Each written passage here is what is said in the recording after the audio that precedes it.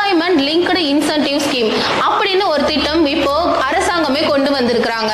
இதுல என்னன்னா, நீங்க புதுசா வேலைக்கு போறீங்க, இதுக்காக பிஎஃப் அக்கௌண்ட் ஓபன் பண்றாங்க அப்படின்னும் போது உங்களுக்கு அரசாங்கமே 15,000 வந்துட்டு உங்களோட அக்கௌண்ட்ல வந்து போட போறாங்க இன்சென்டிவா.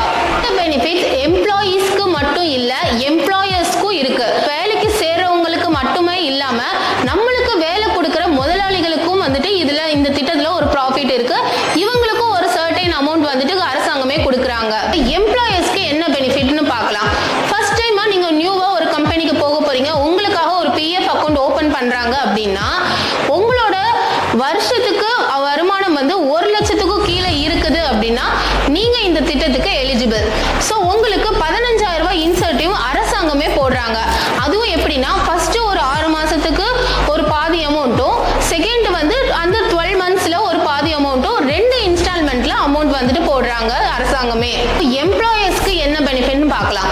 கம்பெனில 50க்கும் கீழே இருக்கிற எம்ப்ளாயீஸ் இருந்தாங்க அப்படின்னா அவங்களுக்கு 2 பேரை ஹையர் பண்ணாலே அவங்களுக்கு அமௌண்ட் வரும். ஒருவேளை உங்களோட கம்பெனில 50க்கும் மேற்பட்ட எம்ப்ளாயீஸ் இருக்காங்க அப்படின்னும் போது நீங்க 5 பேரை ஹையர் பண்ணும் போது உங்களுக்கு சர்டைன் அமௌண்ட் வந்து அரசாங்கமே கொடுக்குறாங்க.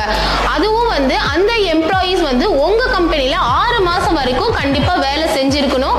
அப்படி இருந்தா மட்டும்தான் இந்த எலிஜிபிள் இந்த திட்டத்துக்கு. 2025 ஆகஸ்ட் 1ல இருந்து 2027 ஜூலை 31 வரைக்கும் இந்த திட்டம் நடைமுறையில